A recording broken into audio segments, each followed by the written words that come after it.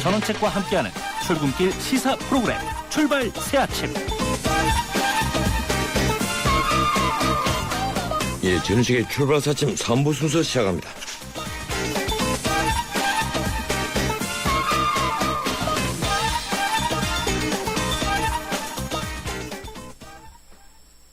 우주에서 가장 아름다운 별, 지구.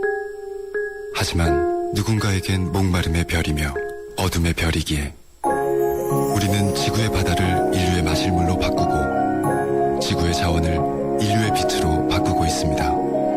지구의 가치를 높이는 기술, 두산중공업. 주문하시겠습니까? 피자요, 피자. 치킨이요, 치킨. 떡볶이요. 포테이토도 주세요. 네, 와우박스 주문되셨습니다. 좋아하는 메뉴를 와우박스로 다 함께 27,900원. 1588-5588 피자헛.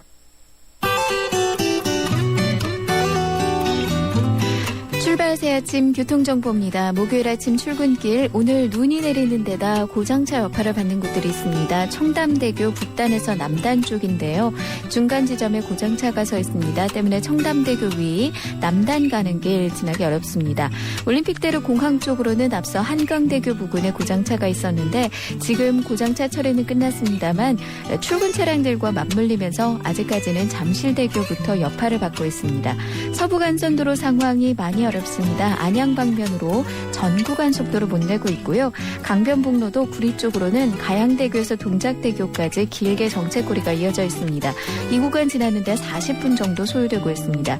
그 밖에 도심도로 중에 종로가 도심 방면으로 용두동 사거리에서 동대문, 종로 3가에서 2가 구간 속도로 못 내고 있고요. 신촌로가 신촌교차로에서 이대역 구간 지나기 어렵습니다. 지금까지 출발 새아침 교통정보 유보연이었습니다.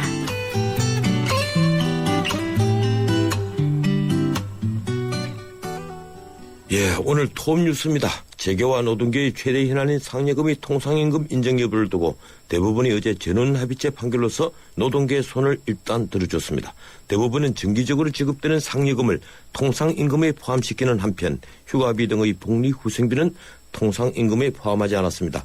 재계는 비용이 천문학적으로 늘어났다면서 당혹감을 감추지 못하고 있습니다. 향후 기업들의 임금 개편도 불가피할 전망입니다. 통상임금에 대한 이번 대법원의 판결, 재계와 노동계 입장을 차례로 듣겠습니다. 먼저 재계 입장입니다. 한국경충의 이흥준 노동정책본부장 전화 연결합니다. 이흥준 본부장님 안녕하세요. 예, 안녕하세요. 예, 어제 판결 이 통상임금의 상여금을 포함을 시켰습니다. 예, 재계가 이번 판결 어떻게 받아들이고 있습니까? 예, 일단은 소송이 제기된 이후부터 저희들이 우려했던 부분들이 이제 향후에 현실화되어서 상당히 우려스럽습니다. 예. 그때 말씀드렸을 때 재계로서는 그 통상임금에 상여금이 포함되었을 때 매년 한 8조 가까이 추가적인 부담을 해야 된다라고 분석을 해서 말씀을 드렸었는데 예. 이제 그 부분이 현실화되었다고 말씀을 드릴 수가 있겠습니다. 예, 안 그래도 올 1년치가 8조 8,663억, 예, 이렇게 경통에서 자료를 내놓았는데요. 이 3년치 성과급에 대한 이 퇴직금 충당하는 금액만 29조 6,846억, 거의 30조군요. 예, 그렇습니다. 예. 지금, 문제가 되고 있는 그 비용 부담이 일회성으로 끝나는 게 아니라는 게 더 큰 문제라고 생각이 듭니다. 이미 대법원에서 정기상여금을 통상에 포함으로 했기 때문에 이 부분에 대한 근로자들의 기대치부터 시작해서 향후에 여러 가지 문제가 발생할 수밖에 없는 그런 구조이고요. 특히 노동계에서 이 문제에 대해서 이번 판결에 대해서 상당히 불복하는 모양새를 보여서 향후 여러 가지 임금교섭이나 이런 부분에 있어서 문제가 발생할 수밖에 없는 그런 상황에 처해 있습니다. 예, 노동계에 있어서는 아까 제가 모두에 말씀드린 대로 이제 복리후생비를 통상임금에 포함시키지 않는 부분, 또 하나는 이 상여금을 통상임금에 포함하지 않겠다 이렇게 노사 합의가 되어 있었다면 그 노사 합의가 우선이다. 이런 대부분 판결에 대해서 불만이 있던데, 그 노사 합의가 되어 있는 그런 회사들이 많이 있습니까? 예, 일단 노조가 있는 사업장의 경우에는요, 대부분 그 통상임금 산정 범위와 관련해서 임금 교섭 시에 임금 총액을 고려를 해서 여러 가지 부분들을 감안해서 항목들을 배분을 합니다. 그 과정에서 통상임금 범위를 노동조합이 있는 사업장의 경우에는 다 노사가 같이 함께 정해왔던 게 지금까지 모습이었습니다. 예, 그런 부분에 대해서 노사 자체를 인정하지 않음으로 해서 앞에 임금 교섭에 있어서의 임금 항목 결정에 상당 부분 혼선이 발생을 하고요. 특히 노조 사업장의 경우에는 지금 정기 상여금 부분에 대한 여러 가지 문제에 대해서 유사하게 통상임금화 시키려고 하는 여러 가지 수당들을 더 만들어내려고 하는 그런 동인이 발생을 하면서 교섭이 난항에 빠질 가능성도 매우 없습니다. 예, 그러니까 본부장님 이제 말씀 들으라면 지금까지보다는 앞으로 매년 이제 들어갈 비용이 더 큰 문제고 앞으로 노사 협의에 있어서 이 문제가 큰 걸림돌이 될 것이다. 이런 지적이시군요. 예, 그렇습니다. 예. 이 상여금이 통상임금으로 인정되면 이제 연장수당, 야간수당, 휴일근무수당 이것도 참 더 오르게 되는데 아무래도 그렇죠. 임금 부담을 줄이기 위해서 기업 측에서 근로시간을 줄이는 방안이 검토되지 않겠느냐. 이것이 이제 언론의 관측입니다. 노동계에서도 노동시간이 줄 수 있다. 이렇게 환영을 하던데요. 그 점은요. 어떻게 보십니까? 예, 지금 하나 좀 정확하게 판단해야 될 문제가 예. 중소기업 같은 경우에는 사람이 없어서 부득이하게 근로시간을 연장을 해서 활용할 수밖에 없습니다. 예. 그런 부분에 대해서는 근원적인 문제가 해결이 안 되었기 때문에 근로시간을 줄여서 새로운 일자리를 뽑는다.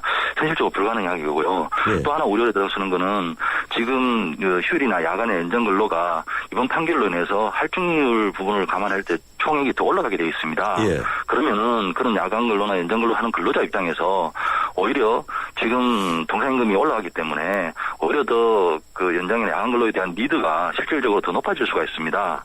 그래서 이런 부분들이 오히려 양극화되는 그런 현상이 벌어질 것 같아서 상당히 우려스럽습니다. 예.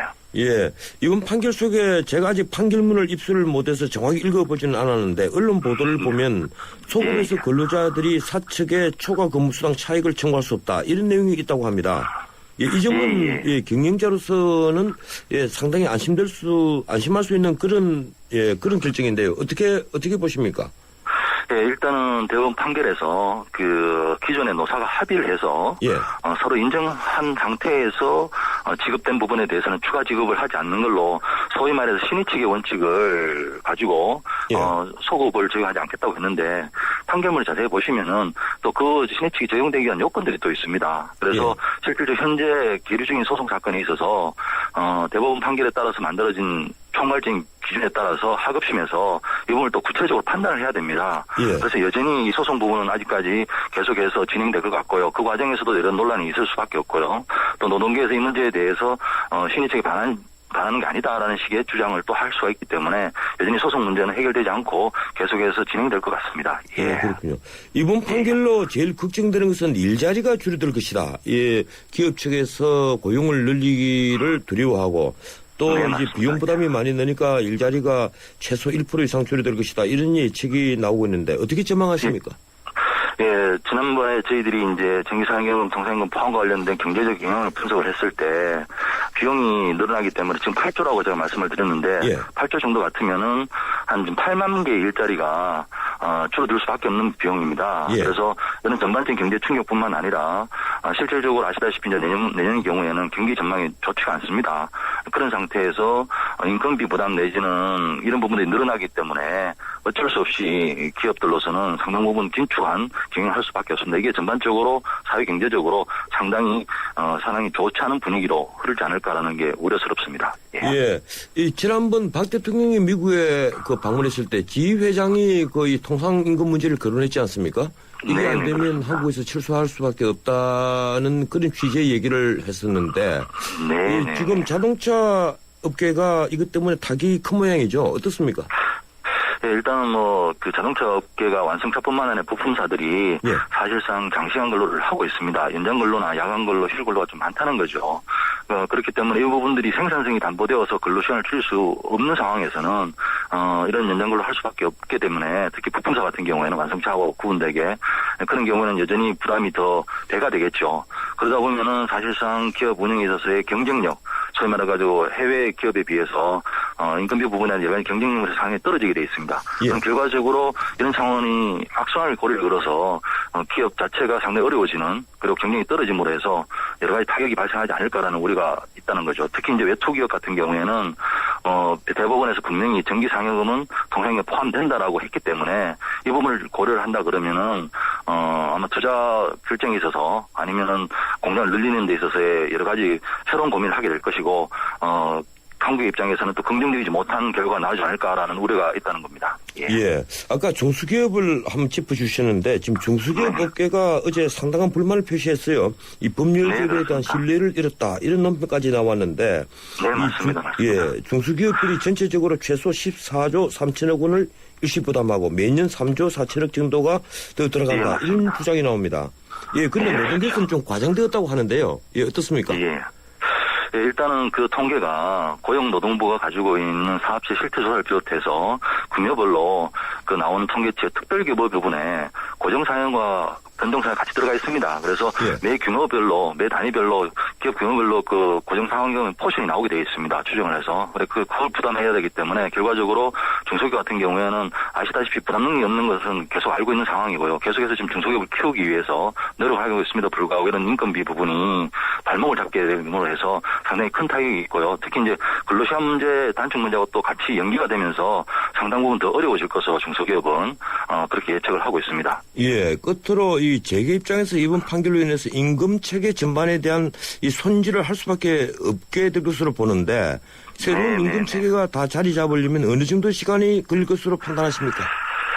예, 일단은 임금체계라는 건 하나같이 바꿀 수가 없습니다. 그리고 임금체계를 바꾸려고 그러면은 근로자의 동의가 또 필요합니다. 예. 특히 이제 노동조합 같은 경우에 과연 이 판결 이후에 이러한 임금체계 변화에 적극적으로 나설 것이냐라는 의문이 든다는 거죠. 그래서 임금체계가 앞으로 이제 정년 연장 60세 의무화도 있는데 2년밖에 안 남았습니다. 그래서 임금체계 개편이 불가피함에도 불구하고 현재 노동계가 모습 보이는 것은 상당 부분 경직적으로 응할 것 같아서 개편은 상당히 요원할 것 같습니다. 예. 예, 재계 입장에서 이번 판결에 대해서 달리 준비하고 있는 대책이 있습니까?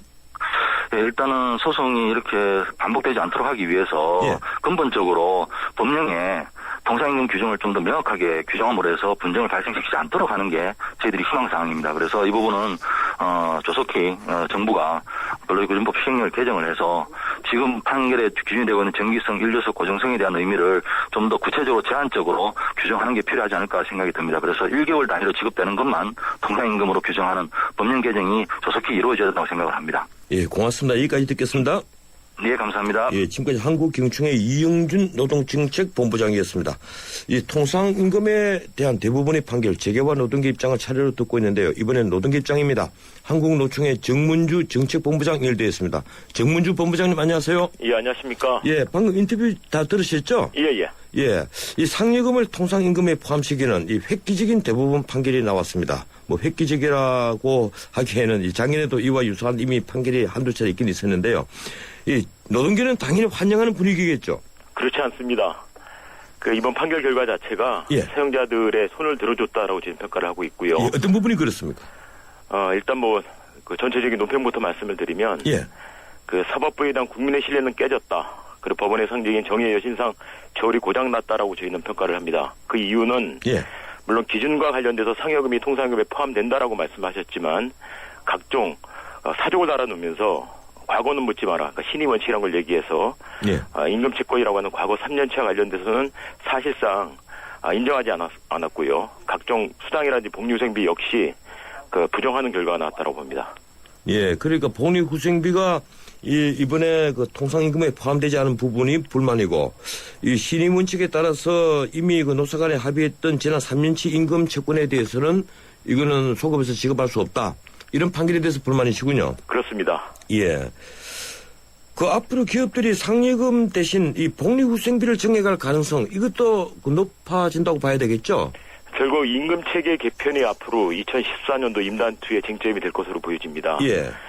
그동안 대법원에서는 복리후생비와 관련돼서 1995년도에 임금 2분설 전월치 합의 판결을 통해서 폐기를 했었습니다. 무슨 말이냐면 복리후생비 역시 임금이다라고 얘기했던 바가 있는데요.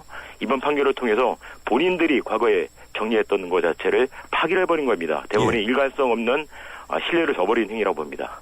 예, 그러니까 이제 앞으로 이 통상임금에 포함시키지 않으려면 상여금으로 줄 수 있는 돈을 복리후생비로 이전을 할 가능성이 있다. 그래서 임단 예비에 더 어려워질 것이다. 이런 말씀이신데, 예, 어떻습니까? 또 이번 이 상여금을 통상임금에 포함시킴으로써 휴일수당, 야간수당, 연장근무수당, 이게 앞으로 대폭 늘어나니까 이 근무 시간이 줄어들 것이 아니겠느냐.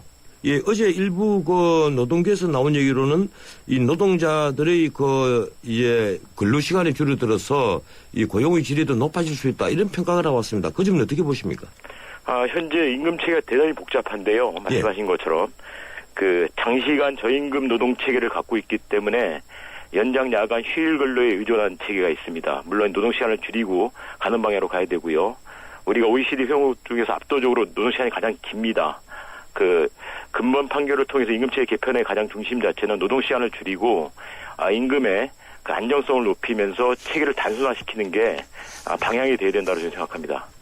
예, 어떻든 기업 입장에 있어서는 앞으로 인건비가 오르는 것은 사실인 것 같아요. 예, 그래서 사측 입장에 있어서는 경영도 위태로울 수 있다. 특히 중소기업에서 어제 대기업보다는 중소기업 측에서 더 많은 이제 당혹감을 표시를 했습니다. 예, 이 부분에 대한 염려는 뭡니까? 노동계에서는 없으신 겁니까? 어떻습니까? 저는 기업들이 너무 엄살을 부린다라고 보여집니다. 사실상 대법원에서 손을 들어줬는데 앞으로 발생할 문제들까지 과대 측정을 하셔서 말씀하고 있는 것으로 보여지고요. 예. 기업의 부담은 저는 없어졌다라고 봅니다. 그리고 일자리에 부정적 영향을 미치지 않을 것이고요. 오히려 좀 전에 말씀드렸던 노동시간 단축 그리고 통상임금 판결을 통해서 나왔던 말을 가지고 임금 체계를 개편해야 된다라고 보는데요.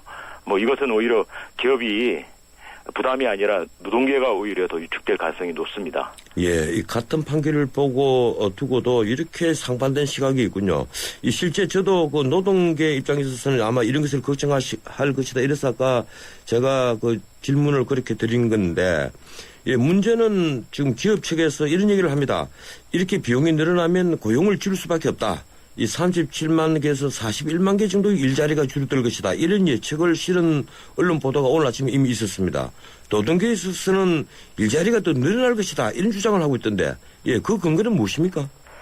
저희는 그렇게 보지 않고요. 예. 일단 기업들이 말하는 부담 얘기들, 일자리를 줄일 거다라고 하는 방향 자체는 정부가 추구하는 방향과 또 맞지가 않는 것이고, 예. 지금 대단히 우리나라 고용이 어렵지 않습니까? 새로운 일자리 창출하고 만들어내야 되는데, 과거 3년치 임금과 관련돼서 과거를 묻지 않도록 판결을 내렸지 않습니까? 예. 기업 부담 없어졌습니다. 그러면 통상임금이 앞으로 상여금이 이제 포함돼서 넓어질 것이다라고 하는데, 이것은 내년도 임단투에서 노사가 머리를 맞대면서 각 사업장 실정에 맞게 임금 체계를 바꾸는 방향으로 갈 겁니다. 재계에서 말하는 수십조 원의 비용이 추가로 든다라는 것 자체는 근거가 없는 말입니다. 예. 아까 한번 제가 말씀을 드리는데 중소기업 문제는 사실 심각하긴 심각한 것 같아요. 사람이 없기 때문에 연장 근무를 할 수밖에 없고 휴일 근무를 할 수밖에 없는데 이 휴일 근무 수당과 연장 근무 수당이 이제 다 올라가게 되면 그만큼 어려워진다는 얘기입니다. 매년 한 3조 4천억 정도를 추가로 부담한다 이런 주장을 하고 있거든요. 심지어 문 닫을 중소기업도 늘 수밖에 없다. 이런 얘기를 합니다. 어떤 의견이십니까? 우리나라 100인 미만 중소기업들의 노동조합 조직률이 0.2%밖에 안 됩니다. 과연 노동조합이 조직이 그것밖에 안 돼 있는데 지금 판결의 의미를 가지고 그렇게 바뀔까요? 예. 지금 0.2%밖에 중소기업의 100인 미만 기업에는 노조가 설립이 안 돼 있다는 얘기군요. 그죠. 예.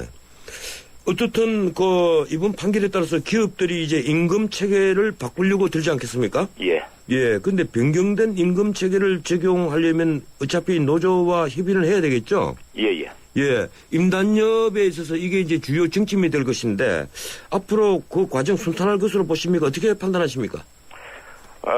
저는 사측에서 앞으로 상여금 자체를 통상임금에 들어오기 때문에 이 상여금을 변동성 성과급으로 바꾼다든지 각종 다른 형태의 수당이나 형태로 바꾸고자 들어올 것입니다. 예. 하지만 가장 중요한 건 그겁니다. 지금 임금체계가 대단히 복잡하고 왜곡되어 있기 때문에 이 임금체계를 단순화시키고 안정성을 높여나가는 방향으로다 임금구조를 개선하는 게 필요하다고 보고요. 상당한 마찰이 있긴 하겠지만 그동안의 잘못된 관행들을 조정하는 개선되는 과정이라고 저는 받아들이는 게 맞다라고 봅니다.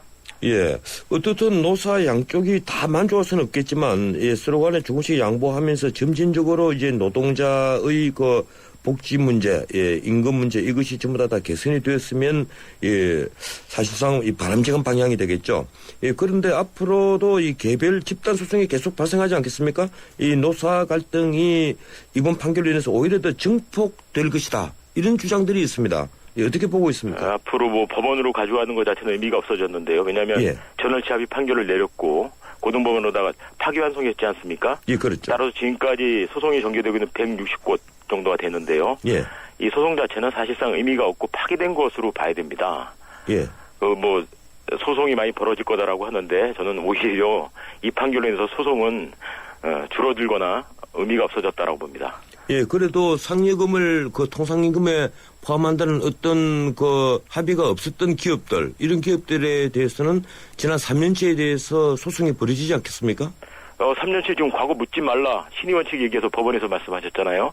예. 그건 이제 합의가 있었던 부분이고요. 예. 예. 제가 이제 판결문을 정확히 읽어보지를 못해서 뭐라고 말씀을 못 드리겠는데 어떻든 임금 채권은 3년이거든요, 소멸시효가. 그렇죠. 예, 그렇다면 전년 노사 간의 상여금에 관해서 합의가 없었던 어떤 회사들이라면 이 소송이 가능하지 않겠느냐 이런 생각을 하는데 그 집 미스스도 판결이 나온 겁니까? 판결이 나왔습니다. 그렇군요. 그러니까 상여금과 관련돼서 이 상여금이 통상임금에 대부분의 이제 기업들이 단체협약이나 노동계명의 단체협약이 있죠. 예. 그리고 취업규칙이 있습니다. 노조가 없는 경우에. 근데 그 취업규칙을 보게 되면 임금의 구성 항목과 관련돼서 통상임금에 포함되는 각종 수당이나 항목들을 열거해 놓고 있습니다. 예. 그런데 대부분의 경우에 이 상여금이 그 항목에 열거가 안 돼 있는 거고요. 이 경우에 이번에 법원의 판결을 보자고 한다면 합의된 것으로 빠져 있는 것으로 판단을 하는 겁니다. 그러면서 그랬군요. 예, 기업의 부담이 크기 때문에 신의원칙에 의해서 과거 것을 청구할 수 없다라고 판결을 내리셨어요. 예. 예. 이거는 뭐 근로기준법의 강행 규정이기 때문에 이 근로기준법 자체를 무력화시키는 법원에 저는 폭거라고 봅니다. 예. 그래서 노동계의 반발이 클렸군요. 예. 예, 알겠습니다. 고맙습니다. 여기까지 듣겠습니다. 예. 예, 지금까지 한국 노총 정문주 정책본부장이었습니다. 의료기관 평가인증원 원장 석승환입니다. 의료기관 인증제 알고 계신가요? 의료기관의 환자 안전 수준과 의료 서비스의 질을 정부에서 인증하는 제도입니다. 안심하고 병원을 이용할 수 있도록 병원을 찾을 때는 의료기관 인증 마크를 꼭 확인하세요. 보건복지부와 의료기관 평가인증원이 함께합니다. 나랑 결혼해줄래? 내 속까지 풀 스테인리스로 건강하고 깨끗하게 지켜주고 아껴주고 싶으니까 쿠쿠 풀 스테인리스 2.0 에코. 매일 너와 쿠쿠하고 싶어. 쿠쿠. 예, 출발 사침 3부였습니다. 잠시 뒤 4부 이어갑니다. 초등학교 선생님이 학생들에게 물었습니다. 얼음이 녹으면 뭐가 될까요? 모두들 하나같이 물이 됩니다 라고 대답했습니다. 당연한 정답이죠. 하지만 유독 한 어린이만이 얼음이 녹으면 봄이 됩니다 라고 다른 대답을 했습니다. 창의적인 교육이란 이런 것이 아닐까요? 정답 찾기 교육에 길들여진 우리 교육의 자화상. 더 늦기 전에 자유로운 사고를 통해 스스로 생각의 힘을 키우는 창의지성 교육이 필요합니다. 이 캠페인은 경기도 교육청이 함께합니다. 행복한 경기교육. 예, 저는 지금 출발 사침 4부 순서 시작합니다. 광고 하나 듣겠습니다. 한화생명은 생각했어요. 당신을 위해 무엇을 해줄 수 있을까? 아프기 전에, 너무 늦기 전에 먼저 해줄 수 있는 일이 있을 텐데. 그래서 우리는 당신의 내일에 도움이 되는 따뜻한 잔소리를 하기로 했습니다. 당신밖에 모르는 한화생명. 매주 목요일 마련하는 이슈 포커스 시간입니다. 한 주간의 주요 이슈를 전문가와 함께 짚어보는 시간이죠. 오늘의 이슈는 철도 노조의 파업 이슈로 불거진 민영화 논란입니다. 정부와 코레일은 절대 민영화가 아니라고 하지만 노조는 믿지 않고 있어서 지금 최장기 파업으로 치닫고 있습니다. 사실 민영화는 보수주의와 진보주의의 핵심 갈등 중의 하나죠. 사회민주주의 등 진보주의는 생산시설의 국유화 공유화를 주장하고 보수주의와 자유주의자들은 민영화가 생산성을 높이고 발전을 이룬다는 입장입니다. 민영화에 대한 양측 입장을 듣겠습니다. 먼저 민영화 찬성의 입장입니다. 한국경제연구원의 김영신 연구위원 전화 연결되어 있습니다. 안녕하세요, 김 박사님. 네, 안녕하세요. 예, 요즘 민영화라는 단어 자체가 대단히 부정적인 의미로 읽히고 있습니다. 이 민영화의 정확한 의미, 박사님께서는 어떻게 정의하시겠습니까? 네, 민영화의 의미는 여러 가지로 해석할 수 있겠지만 무엇보다도 지배주주가 바뀌는 과정이라고 볼 수 있습니다. 정부나 공공 부분의 지분이 민간으로 전환되는 것입니다. 공기업에 대한 정부나 공공 부분의 영향을 축소시키고 민간의 자율적 기능을 강화하는 것으로 해석할 수 있습니다. 예, 민간의 자율적 기능의 강화다. 이 민영화 이유가 효율성과 생산성을 높여서 국민 부담을 줄이겠다. 이제 주로 이런 취지인데요. 지금 세계적인 추세는 어떻습니까? 민영화입니까? 아니면 그 국유화 공영화입니까? 네, 뭐 일반적인 추세로 보기는 어렵겠지만 왜냐하면 공기업의 특성이 또 다르고 국가마다의 상황이 처하기 때문에 일반적으로 민영화다, 뭐 국유화다 말씀드리기는 어렵겠지만 어느 경우를 보더라도 예를 들어서 뭐 부채가 많아질 경우에는 효율성을 추구할 수밖에 없는 게 현실입니다. 예.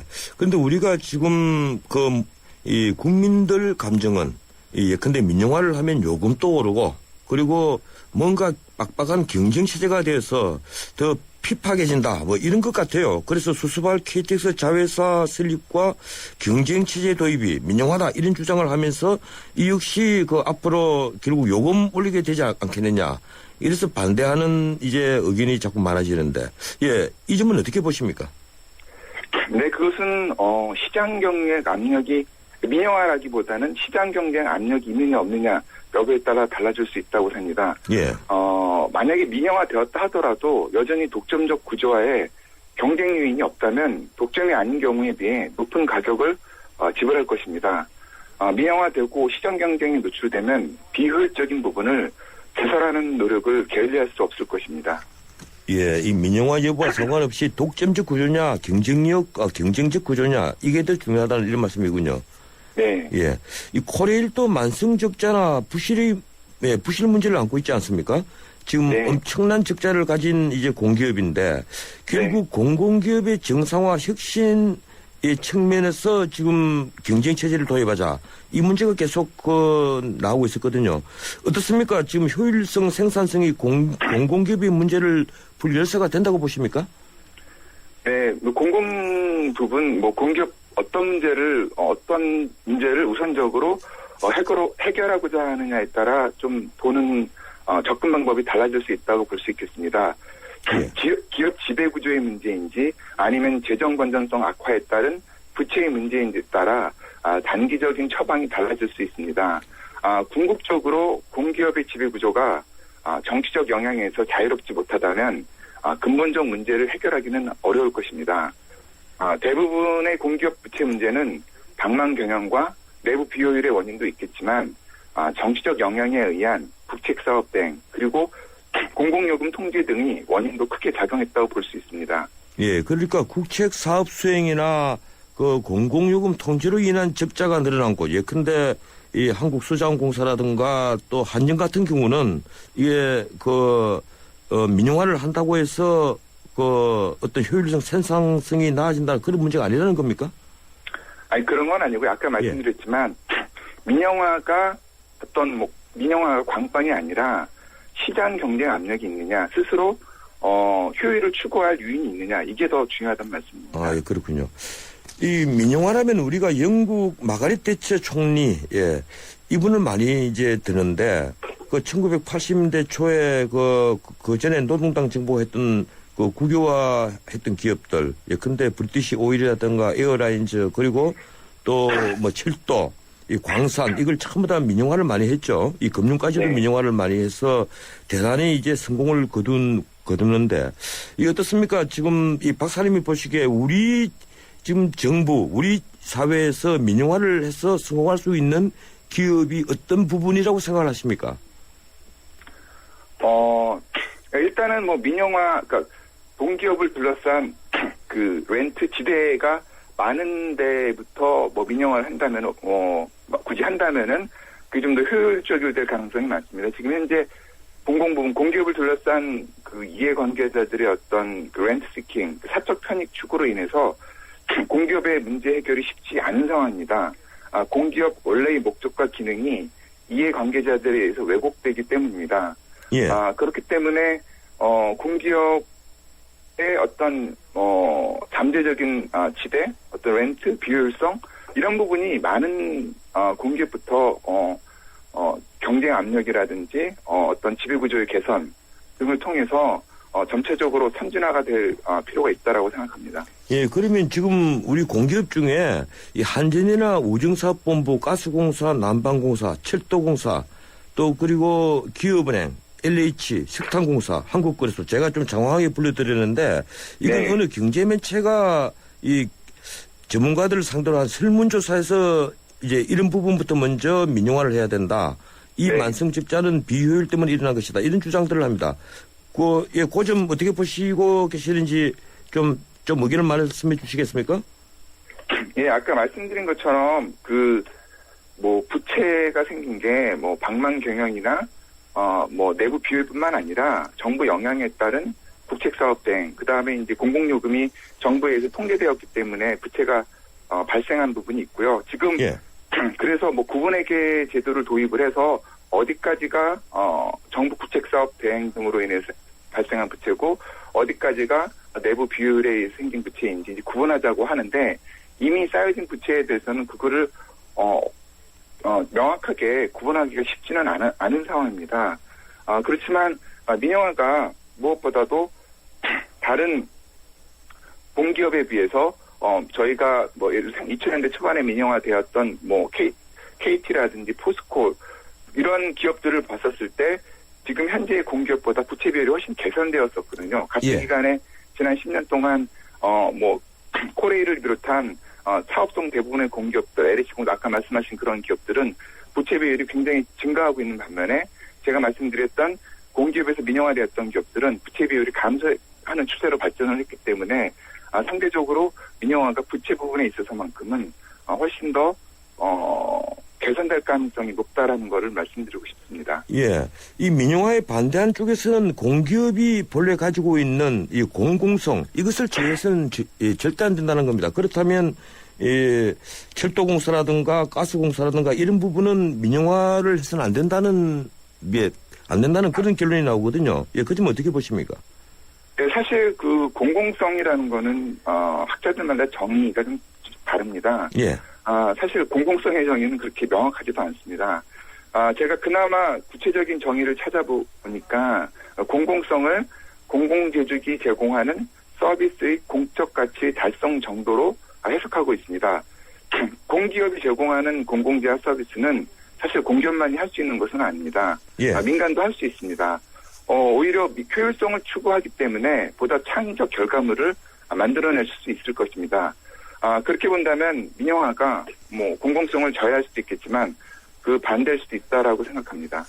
예, 박 대통령이 유럽 순방 중에 프랑스 현지에서 공공 부분 개방 시사 발언을 하셨어요. 예, 그래서 WTO 정부 조달 협정 개정안이 비준으로 이어지고 있는데 이렇게 하니까 공공 부분의 해외 시장 개방 이런 식으로 또 비판을 받습니다.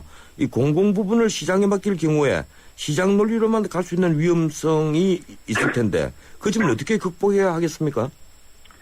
예, 공공 부분을 시장 경쟁에 노출시키고자 하는 이유는 아까 앞서 말씀드린 것처럼 공공 부분의 부채가 지속적으로 증가하고 비효율이 개선되지 않는 가운데 이해관계자의 개혁 노력이 미흡하다는 것입니다.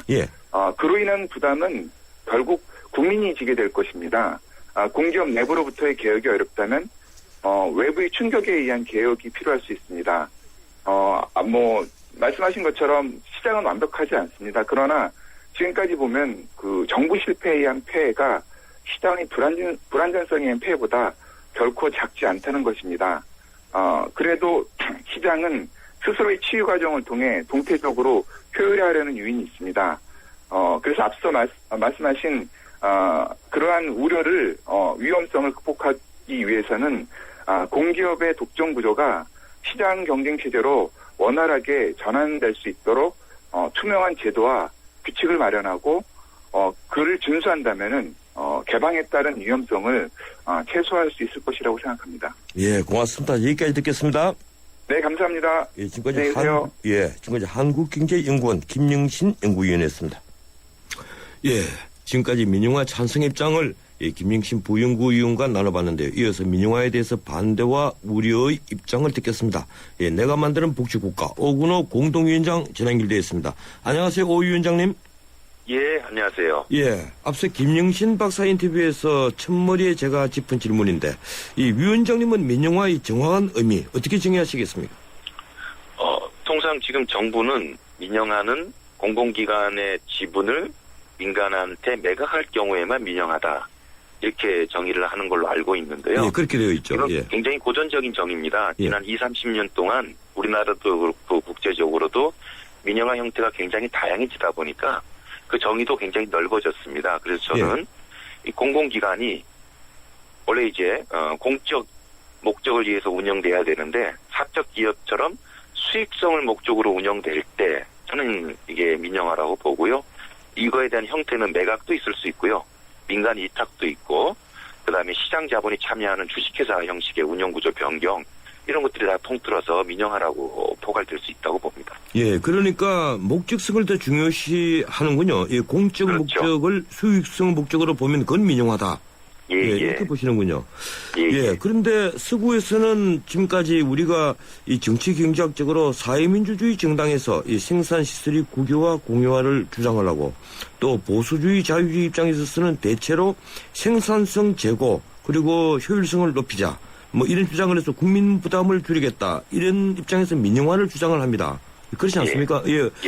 그래서 효율성 높이고 이 생산성을 제고해서 국민 부담을 줄인다는 부분, 이 부분이 이제 민영화 이론에 있어서 주장의 근거인데 그 점은 어떻게 반론하시겠습니까?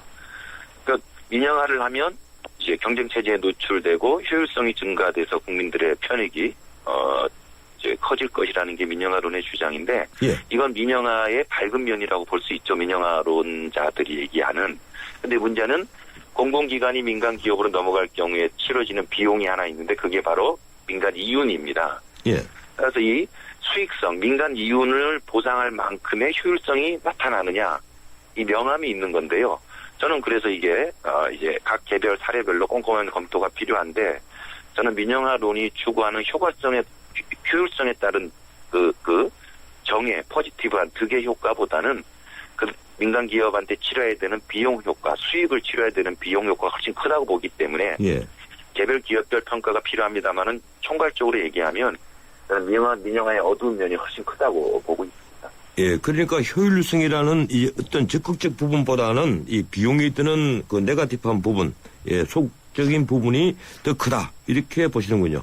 민영화에 따르는 시장 이윤을 보상해야 되는 건 피할 수 없는 거지만, 공기업 내부의 비효율이 있을 수 있지 않습니까? 그럼 이거는 그 내부의 다양한 방식의 개혁을 통해서 완화가 가능한 거죠. 그래서 공기업의 문제는 그 시스템 내에서 완화가 가능한 거지만, 민영화가 돼버린 경우에 처리되는 비용은 돌이킬 수가 없는 게 되는 거죠. 예, 이번에 논란이 단초를 마련한 이 수스발 KTX 자회사 설립 문제, 이 정부와 코레일은 절대 민영화가 아니라고 합니다. 그런데 이 노동계를 비롯해서 일반 제야 세력, 시민단체까지 민영화로 보는 보고 지금 분쟁이 벌어지고 있는데, 이 민영화로 보는 이유가 무엇입니까?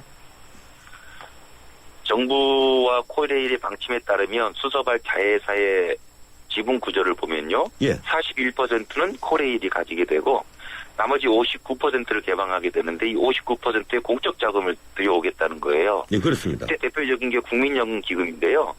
국민연금기금은 저희 노후 예탁금이긴 하지만 자산운용 시장에서는 민간 펀드하고 움직임이 똑같습니다. 현재 국민연금법도 국민연금기금에게 시장 수익률을 넘는 이윤을 올리라고 지금 명령을 하고 있기 때문에 민간 펀드와 똑같이 채권, 주식, SOC 투자를 하고 있습니다. 따라서 국민연금기금이 들어오면 그들이 자원봉사로 들어오는 게 아니기 때문에 시장 수익을 보상해줘야 되는 겁니다. 시장 자본이 들어오는 거와 똑같은 효과가 발생하게 되고, 바로 앞에 제 정의에 따르면 민영화인 것이죠. 예, 지금까지 공기업이 이제 국민적 지탄을 받게 된 이유는 도덕적 해이와 방만한 경영 때문입니다. 물론 공기업이 이렇게 부실하게 된 것은 그 정책 수행을 하고 또 공공요금을 그 제한을 하고 한 탓도 있지만 이 도덕적 해이와 방만한 경영은 어느 기업이든 문제가 되고 있거든요. 그래서 이게 민영화를 해서 경쟁 체제를 도입하면 그러한 도덕적 해이, 방만한 경영은 없어지지 않겠느냐 이런 주장이 많습니다. 어떻게 반론하시겠습니까? 내부 효율성, 내부에 그 방만 경영이 존재한다면 그것들을 없애는 데 있어서의 경쟁의 효과가 있습니다. 근데 이번 수서발 KTX의 경우에 보면 과연 경쟁 효과가 발생할 것이냐. 예. 동일 노선을 동일 차량으로 운행하기 때문에 지금 고속보수 같은 경우를 보면요. 여러 고속보수 회사들이 동일 구간을 운영합니다. 저희가 탈 때 이게 동부고속이든 중앙고속이든 따지지 않지 않습니까? 예, 그렇죠. 어디 여기서 그런 면에서 이번에 수서발 KTX도 고속버스하고 똑같은 거기 때문에 공연히 KTX 회사를 하나 더 설립해가지고 임원진도 두고 초기 이제 설립 비용이 드는 거 아니겠습니까? 그런 면에서 저는 이번 수서발 KTX의 설립은 경쟁 효과가 나지 않고요. 이미 지금 코레일의 KTX는 저가 항공 그리고 고속버스하고의 치열한 경쟁을 벌이고 있습니다. 이미 경쟁에 노출되어 있고 잘하고 있지 않습니까? 예. 여기에 왜 공연하게 그 공공기관 하나 더 설립하느냐? 전 이게 바로 공공기관 운영에서의 비효율이다. 정부 스스로 저는 비효율적인 방식으로 공공기관 정책을 쓰고 있다고 판단하고 있습니다. 예, 이 민영화라고 하면 영국의 대처 총리가 그 성공적으로 거두었던 이 민영화 정책 이걸 자주 거론을 하는데 예, 결국은 저희들이 보기에 그렇습니다. 이 중간 입장에서 말씀을 드리자면 공공 부분의 특수성이나 공정성만 이 담보가 된다면 이 경쟁 체제 시장 논리를 좀 도입하는 것도 국민 부담을 줄이는 차원에서 이 좋은 방향이 아니겠느냐 이런 생각을 하거든요. 그렇지 않습니까? 시장 논리가 도입될 경우에 상호 견제가 작동한다는 건 분명합니다. 예, 그렇죠. 근데 제가 강조드린 것처럼 그 작동 비용이 바로 시장 이윤을 그 시장 주체한테 제공해줘야 되는 거기 때문에 그 비용이 너무 크다는 거죠. 그래서 예를 들면 이제 민영화의 성공 사례로 우리나라에도 포스카 등등이 이제 거론이 되는데, 예. 포스카는 이미 글로벌 기업으로 철강 산업을 둘러싸고 국제 경쟁을 하고 있는 데 아닙니까? 예. 근데 이 네트워크 산업은 국내 산업이고요. 국내 가스망, 전력망, 철도망을 통해서 공공 서비스를 제공하는 것이기 때문에 이 네트워크 산업 내에서 경쟁사를 발행하기가 굉장히 어려워요. 시장이 국내고 네트워크를 통해서 서비스가 제공되기 때문에 따라서 지금 우리나라에서 논란이 되고 있는 여러 민영화, 철도, 가스, 전기 등등이 다 네트워크 산업입니다. 예. 여기에 대해서는 시장 논리 도입이 부작용이 너무 크죠.